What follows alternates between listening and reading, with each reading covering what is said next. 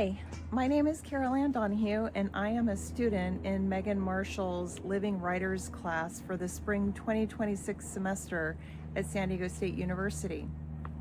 I am coming to you from my backyard. I thought it was a great setting to talk to you about Blas Falconer's Rara Avis. So often poetry brings to mind thoughts of nature, or so often we are inspired by nature to write poetry. And when I sit in my backyard surrounded by nature, many times it puts me in a very meditative state.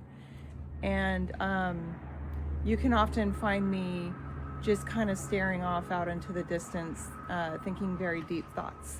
So I thought it was the perfect setting to talk about Blas Falconer's book of poems, because his poems do the same thing to me. You can read his poetry and it just really brings up a lot for me as an individual who has lived a really great life so far. But it does make one reflect on so many things, like familial issues or parenting issues, or feelings that we have about our own parents. So it's a very evocative book, and today I'll be discussing 3 poems, and I will start with A Faded Picture of Our Father, and that brings to mind talking about what a master, an absolute master, Blas Falconer is with enjambment. He uses it a lot in his poetry, and I really took the time to look at each one of his poems and think about how effective it is, because stopping a line at a certain place and then starting it at a new area really makes you stop and focus on what he's trying to communicate as far as the meaning of the words where he made the split in the line. And he does this very effectively. So even in the title of this poem, A Faded Picture of Our Father, and that is the title with and it's cut off. It makes me understand and realize that this poem is very obviously about so much more than a faded picture of the speaker and their sibling's father. So this poem, well, I'll read it to you first. A faded picture of our father, and you with whom I no longer speak, taken before I was born, before we fell out, before he grew sick. Weeks ago, my neighbor and his wife fought in their front yard. You don't love me anymore. You haven't loved me in years. What could he say? The photo, 50 years old. How did it come to be mine? Our father in his green shirt, and faintly the face you will grow into. What am I to do with it? For me, as the reader with my own familial issues, this really brings to mind the pain of having a sibling that you don't talk to, because there is so much just drama and strain on your relationship that not talking is easier and leads to a more peaceful life than talking. And I obviously don't know if that's what this poem is talking about, but for me as the reader, it really meant a lot to me in that way. I love how it ends with what am I to do with it? Because what does that mean? Does that mean what am I supposed to do with this dangling relationship with someone who is so important to me is out there living in the world, and I have nothing to do with them. What am I supposed to do with that? Or what am I supposed to do with this picture that has triggered these feelings in me? What am I supposed to do with it? You can't throw it away. It's a picture of your dad, and it's a picture of your heritage and legacy. The next poem that I will talk about is Sun.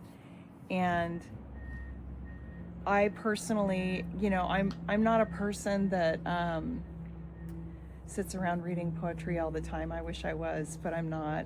And so I have not come upon a lot of poetry.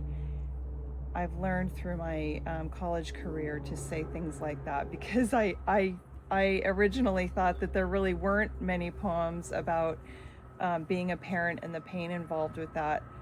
But I will say that I have not come upon a lot. And so when I came upon this poem, it really spoke to me, because I am the mother of 2 sons. And that meditative place where I can go when I sit in nature, that brings me into a place where I am just really sitting with myself and able to process a lot of things, feelings, emotions. It's things like this that I think about, and when you're in that place of meditation and you're thinking about something of importance in your life, it's incredible to me how those thoughts just come at you in little blurts of your psyche. And that's how this poem came off to me. It's so beautiful, and I'll read it to you now. Sun. And Blas has said, "For my son who asks to live with us forever," which melted my heart as a mother. When the car stopped in front of the house that night, after the long drive, my father lifted me from the back seat. "He's awake," my brother said. "Asleep," my sister. Their small shoes turning stones on the narrow path. I didn't open my eyes, but could smell my father's breath, warm and sweet. "Is not, is too," they argued as I floated like a dream through the dark above them. Cradled under the great branch, the roots pushed deeper into the soft ground. I was neither, of course, or both. The sound of the key as it entered the lock, the sound of the door swinging open, closed.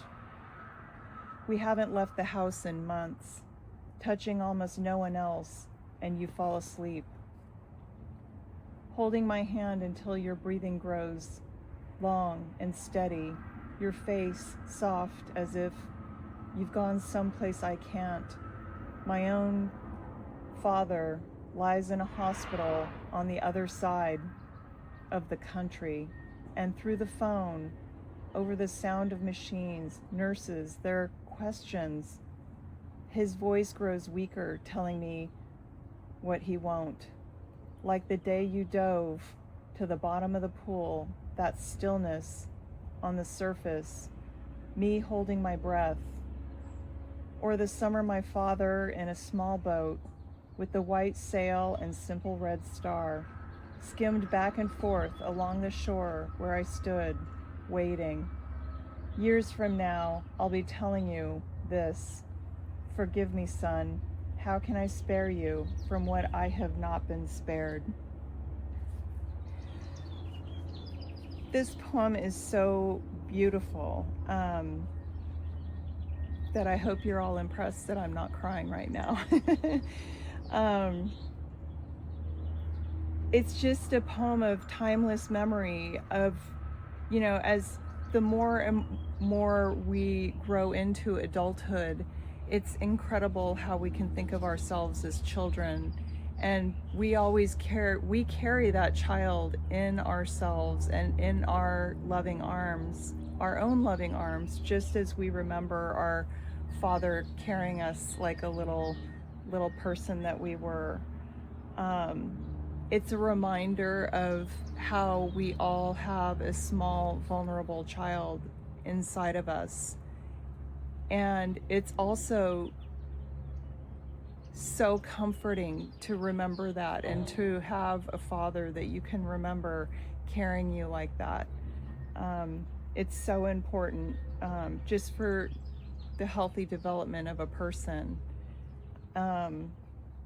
It really touches on the meaning of what a father is to us, and a father that can carry us through so many things if needed.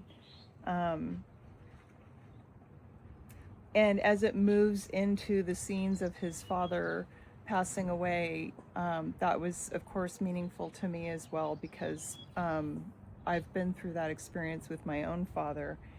And it is a real profoundly sad experience to remember what a big, strong man your dad was when he was carrying you when you were such a tiny, vulnerable child, and then to see them so tiny and vulnerable themselves in a bed. So I thought that this poem was so incredibly beautiful, and it really, I always use the phrase with an economy of words. It really, with an economy of words, and by that I mean very few words, brings just the beauty of life and vulnerability into focus. And the last poem that I will go over is Strata. And this one was kind of fun for me in a funny parent kind of way. Because I both remember being a child that is angry at her parent because they just don't understand me. And I also remember being the parent being yelled at that I just don't understand my child. So it's a bit of a double meaning for me on this one. I'll read it to you now. Strata. You don't understand, he says again, from the back seat of the car, my son, who only months ago could not fall asleep before whispering first some secret in my ear. When I look in the rearview mirror, he turns toward peaks in the distance, and when I ask him to explain, shaking his head, he sighs as if it isn't worth the trouble. I had the same words for my father, and one day, cursing, pushed him through the doorway with the full strength of the body I had grown into. At 45, he could have pinned me to the wall, but at what cost? It's a story we don't like to tell. My son and I ride in silence until he asks how long it takes to get there.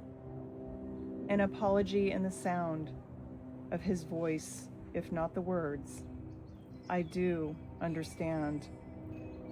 Not long, I say, as we drive through desert mountains that have stood for 6 million years and which I once thought looked like the fallen bodies of giants, gods grown over with yellow grass. And there's the nature I was talking about, and the mountains that look like fallen giants.